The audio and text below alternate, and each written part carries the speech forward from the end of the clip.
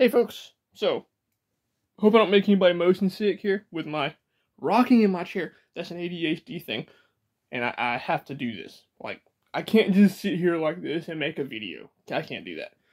Okay, so, I haven't done a chit chat in forever. So, I want to talk about Ibanez guitars, and kind of, how I came to love Ibanez guitars. So I got my first one. It was an Ibanez RG350DX from 2008, made in Indonesia. Edge 3 trim, it looked like a gem, and I was just gung-ho with it, dude. Now I can play like Steve Vai because I have something close to the gem, or so I thought. Tore that guitar apart. I didn't understand that the bridge must always be flat, level, parallel with the body. You know what I mean? And so, I just strung it up with all the strings. The bridge was sitting like this. I didn't care, It looks like my Fender Stagemaster I had, it looked like that, so must be fine. And I played on that guitar for probably 3 years. Whammying the hell out of it, grabbing it like this and holding it up like Steve Vai would do. And then, I told this story before, but one day, the screws in the back for the string claw, or spring claw, just ripped out of the body. And I didn't know, how to fix it at first. And then a carpenter friend of my dad told me, he was like, get you some wooden dowels and put in the holes, break them off with glue, like wood glue. Screw it back in, and you're good to go. I did that, got it, pretty well level. I didn't know how to set one up at all. I just screwed it in until it looked good. Traded that guitar off. Traded it off for something, like a Schecter or something like that. And then I had a Geo at one point. It was black. Just to, I got it for, me and my buddy bought 2 of them. Exact same guitars for $100 a piece at a pawn shop. And he calls me up one night. Hey man, you want to come spend the night with me because my parents are out for the weekend? I just want somebody to hang out with and stuff. We can sit and play guitar all night. Sure. I head over to his house. And we are looking at our guitars, comparing them. It's like, man, they're great. For the money, can't beat it. And then we get the bright idea to start modding them. He knew all the specifics of what to do with the pickups and all that.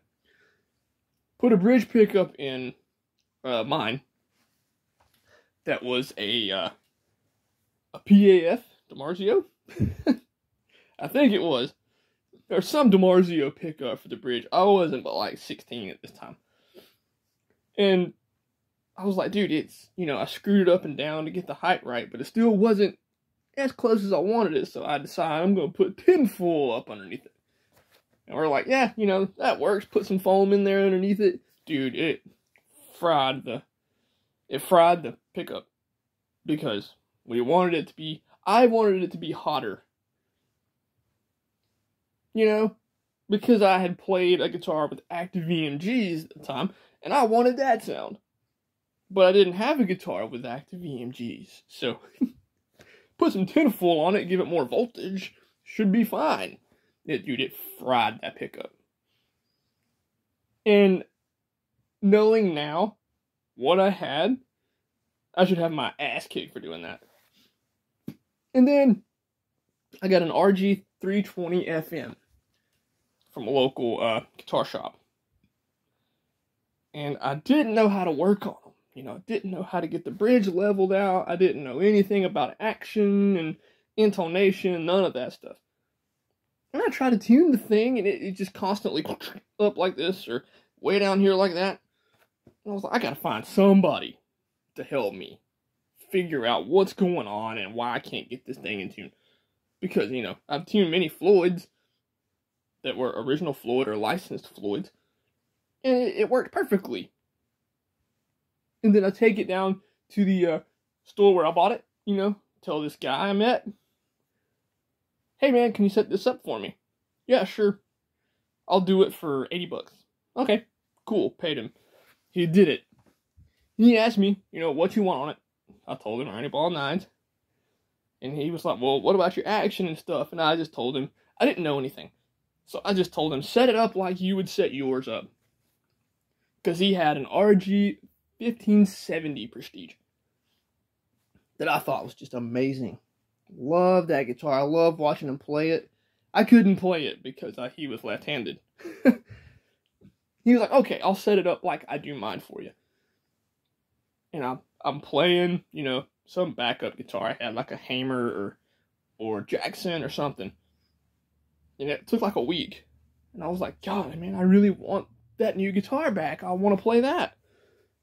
He calls me up. Okay, man, it's ready. Come down and get it. But rush it back home. Like, rush it back home. And I'm just like, okay. Like, huh? Does it really matter, And he's like, well, here, play it, before you take it home. Make sure you like it. And I played it, and it was just the best playing guitar I'd ever laid my hands on. And I was like, wow, this is what I've been looking for as far as what they feel like. And I get it, and I ask him, do I really have to rush this home? And he was like, yeah, you have to rush this home. Because, temperature affects your neck angle and the trim might get out of balance if certain things happen to the wood and stuff like that. So I rush it home. And he told me, he was like, okay, when you change your strings, do it one string at a time. Not all at once. Okay. Did that. Screwed it up again. I took it to him 7 more times. And he finally was like, dude, I'm going to show you how to do this so that you don't have to keep coming down here and paying me to do this. He basically got tired of working on my guitar. That's what it was. He was like, I got to get this kid out of here. He's coming every week wanting something done to this thing. So he takes me back in the shop, back there where they work on them, and he shows me how to restring it. He neglected to mention, I guess he did this on purpose probably, that when you do them one string at a time, you take one string off, you put that string back on, the new one, tune it right up to the pitch you're going to tune in, like E or D or whatever, and you follow suit with each string. And then I finally got it. I was like, oh, okay, that's what I've been doing wrong. I would take one off, put the new one on, but not tune anything. So I just had a guitar with 6 floppy strings. Then you start tuning it up, the bridge just keeps moving up and up and up and up until you're up like this, and you're like, what the hell? But then, that guitar, I had it for 5 years. It was amber flamed maple. That thing was awesome. And I should have had my ass kicked for getting rid of it. But I restrung it one day. And I go to tighten the locks on the nut. Give it a little skosh of a tight on the low E string. It kept spinning. It had eat my threads out. I had restrung it so many times over that 5 years. Because I was playing a whole lot back then. And I would change my strings every 5 days. Like every week. And then I had a slew of other GL models. Black, white, orange, green.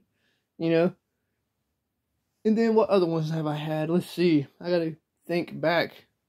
I bought one from my local music go-around that had been painted and all this different stuff. And I was like, this is what I'm looking for, just something to be cool and play on.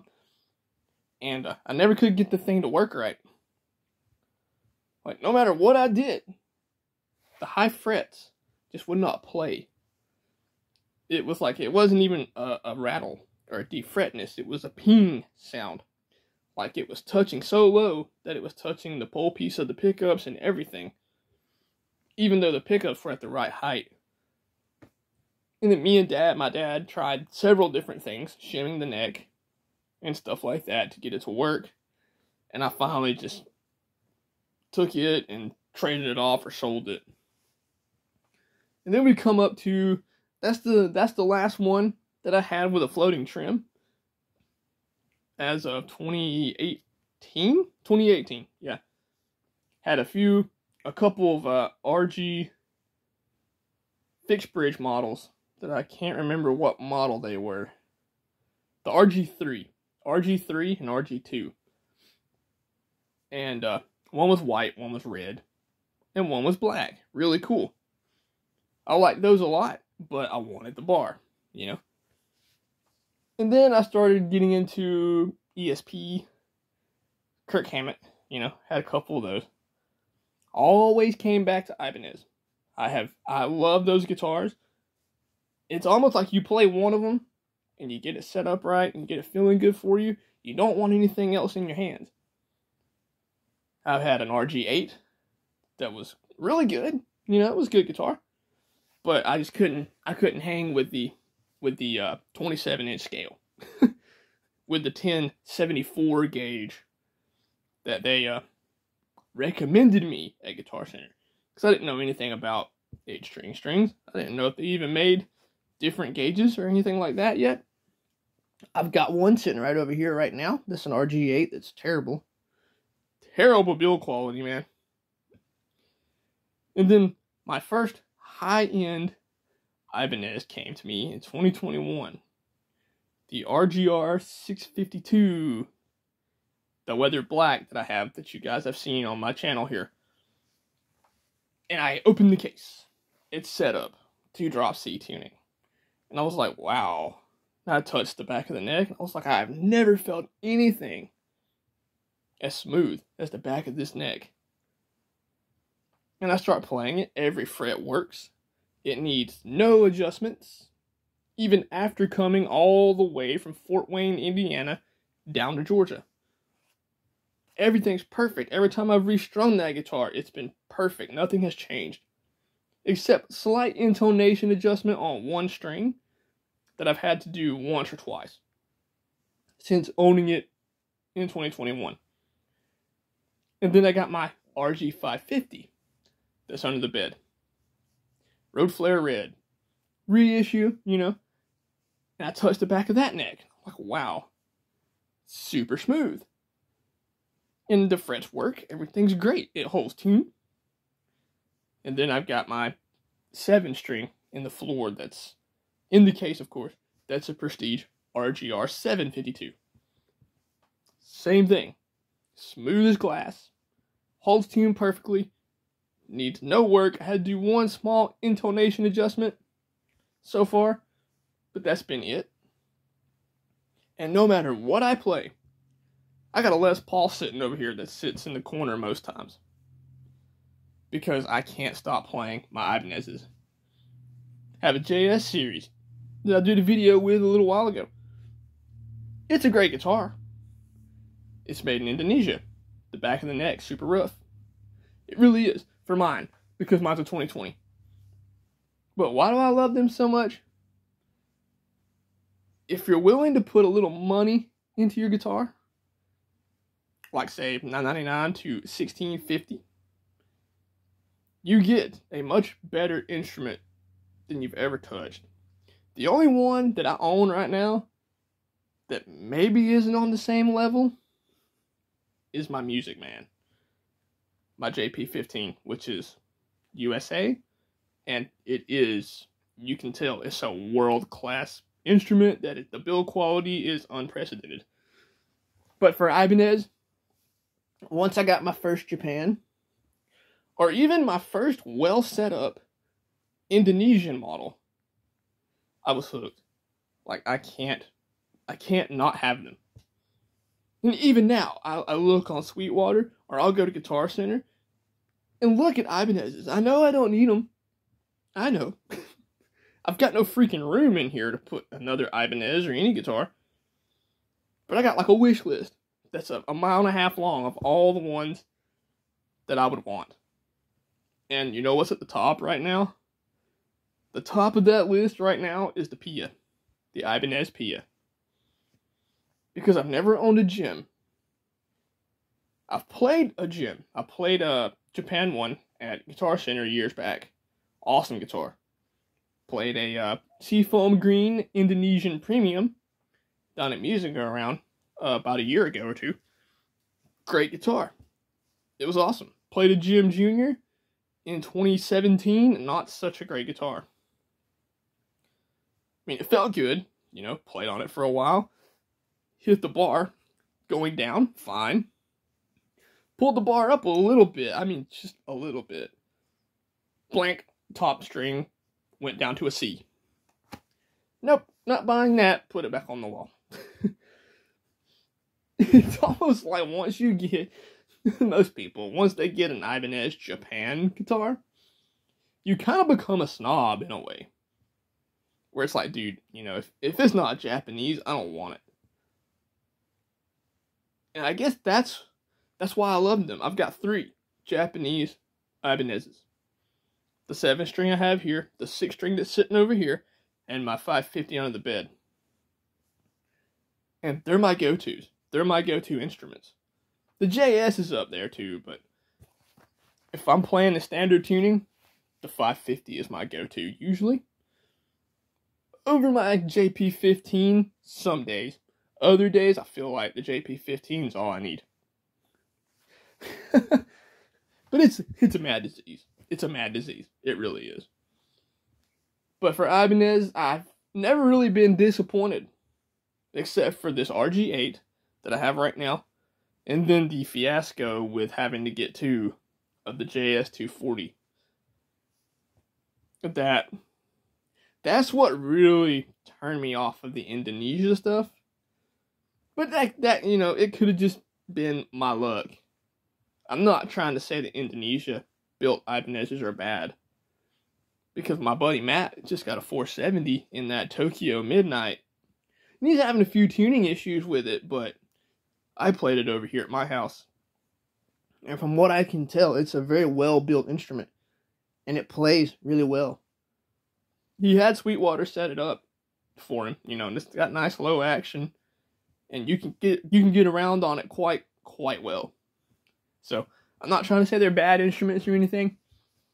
But the Ibanez Japan stuff, just nothing compares in the Ibanez line. I don't know, though. I can't really say that because I've never played a J Custom before.